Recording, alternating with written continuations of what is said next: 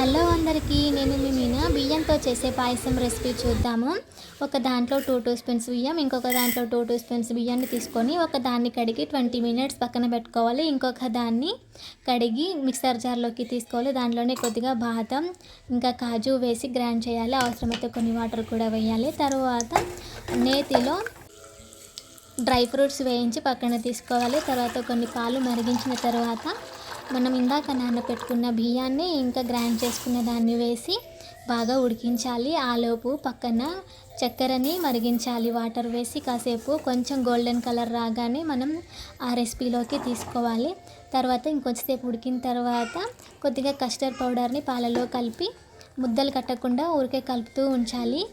ఈ విధంగా కలిగిన తర్వాత బాగా ఉడికిన తర్వాత దింపేసుకోవాలి. దీని పైన లాస్ట్లో యాలకుల పొడిని యాడ్ చేయాలి.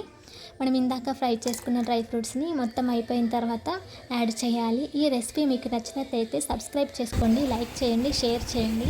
Please subscribe my channel. చాలా టేస్టీగా ఉంటుంది. మీరు ట్రై చేసి ఎలా వచ్చిందో కామెంట్ బాక్స్లో చెప్పండి. ఓకేనా? Thank you. Bye bye. Please support.